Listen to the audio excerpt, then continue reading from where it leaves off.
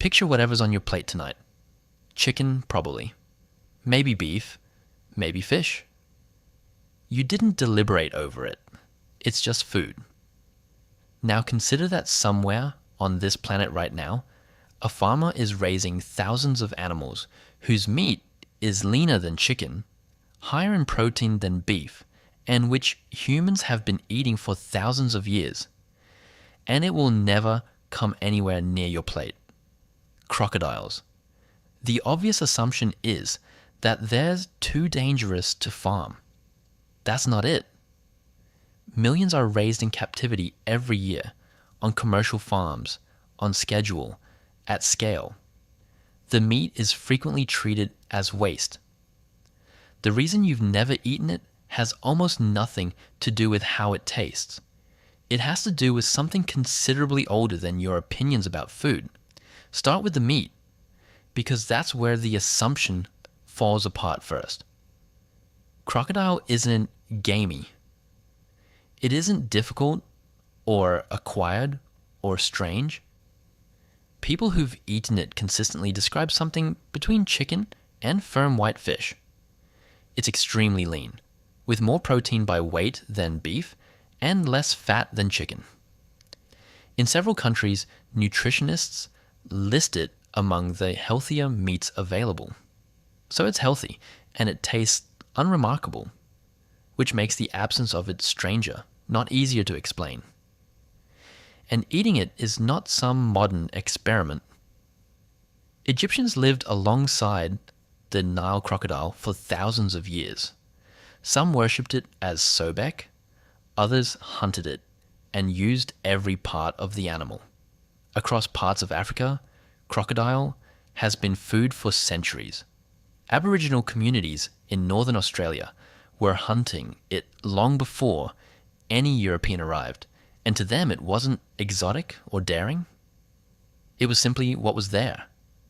So whatever you feel looking at a plate of crocodile, it isn't universal, and it isn't ancient. It was assembled somewhere, by something. And a surprising amount of it traces back to religious law. Jewish dietary law doesn't just decline to permit crocodile, it rules out the entire category. Land animals must have cloven hooves and chew the cud. Aquatic animals must have fins and scales. A crocodile satisfies none of that and falls instead under the creeping things that are prohibited outright. There was never a debate to be had. Islamic scholarship is more divided. Rulings differ between schools of thought, with some prohibiting reptile meat and others permitting it, and the disagreement has never fully resolved.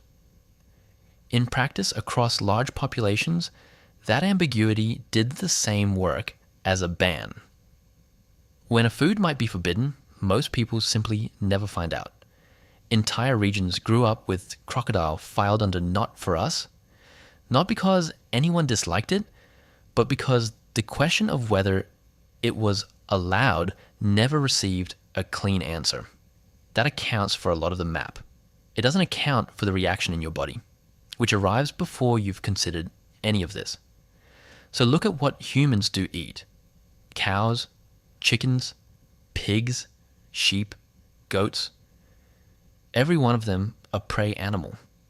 Every one of them positioned below us. Now look at a crocodile.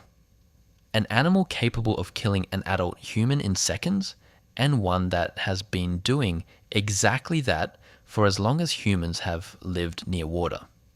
Nile crocodiles are still responsible for hundreds of human deaths a year across Africa. Not freak accidents, not rare misfortunes. Sustained predation on people, continuing right now. There's an old piece of logic running underneath human intuition.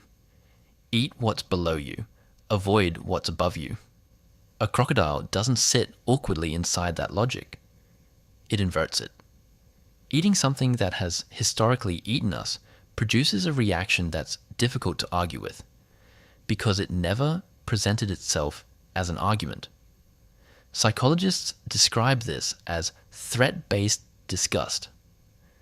The same category of response that makes people recoil from spiders.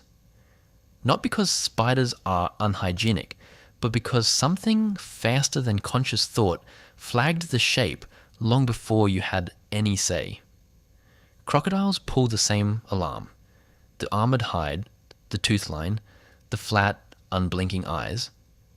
Your nervous system evaluates threat before it evaluates protein, and something classified as a threat isn't food, is a reason to leave. There's a second layer too, and it's specific to reptiles.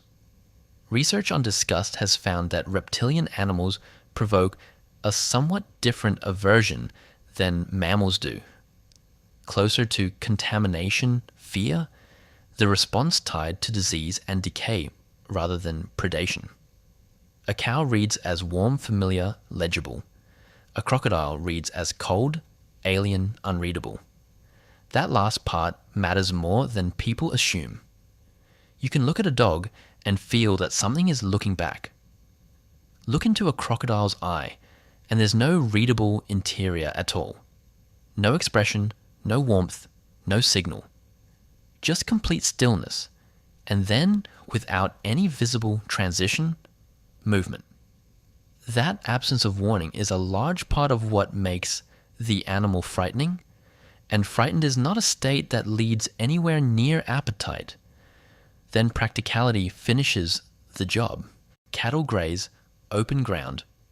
Chickens grow to slaughter weight in weeks, in small spaces, after centuries of selective breeding aimed squarely at meat. Crocodile farming developed along a completely different line. It exists overwhelmingly for skin. Leather for handbags, belts, watch straps, boots. A single high-end crocodile skin handbag can sell for tens of thousands of dollars, and that's the business the industry is actually in. The meat is a byproduct, sometimes sold cheaply into local markets, sometimes discarded outright. And processing the animal is genuinely difficult work. The hide is thick, the carcass is awkward, and handling the animal at any stage carries risk that poultry never does. Butchering one takes far more time and skill than a chicken. When an entire industry is already organized around leather, the meat becomes an afterthought. Not because it's unusable, but because there was never enough demand to justify building a second system around it. And demand requires familiarity, which requires exposure. Most people in Western countries have never seen crocodile in a shop, on a menu, or in anything anyone in their family ever cooked. You cannot develop a taste for something that was never offered to you, which is worth sitting with, because if crocodile had appeared on your plate at age 6 the way chicken did, none of this would exist. You'd have no reaction to interrogate. It would just be dinner. The disgust isn't in the meat. It's in a story you were never told. And plenty of people were told a different one. In parts of Australia, crocodile appears on menus, often as a novelty aimed at tourists, but it's there. In Zimbabwe and South Africa, farms sell meat locally alongside the leather trade. In Thailand, it's grilled, stir-fried, dried into jerky. Vietnam and Cambodia have built genuine farming industries, supplying both meat and skin domestically. And in the southern United States, alligator, a close relative, is an ordinary part of Cajun cooking. Gumbo sausage, fried bites, served the same casual way another restaurant serves wings. Nobody in Louisiana treats it as a dare. To them, your reaction would be the strange one. So the meat was never the problem. The boundary around your plate was drawn by geography, by religious law, and by an old fear of predators, and not by biology, nutrition, or flavor, which points at something larger than crocodiles. Your plate feels like the most personal thing in the world. It feels like taste, like preference, like a series of small choices you made and could reverse tomorrow, but almost nothing on it arrived by choice. Every food you eat and every food you'd refuse without thinking passed through filters you had no part in setting. Filters built from ancient predator avoidance. Filters written into religious law thousands of years before you existed. Filters made of whatever your parents happened to cook in whatever country they happened to be standing in. You didn't rule crocodile out. That was settled generations ago by people who never met you, and you inherited the verdict without ever noticing there had been a decision. And the same is true of most of what feels instinctively wrong to you. Not only in food. What's normal, what's acceptable, what turns your stomach on sight. A great deal of it was handed down rather than arrived at. So the next time something strikes you as obviously, self-evidently disgusting, it's worth asking where that certainty actually came from. Because somewhere right now, someone is eating what horrifies you, without a flicker of hesitation. And somewhere else, someone would be horrified by what's on your plate tonight. Neither of you decided any of it. You're both just running old code you never wrote.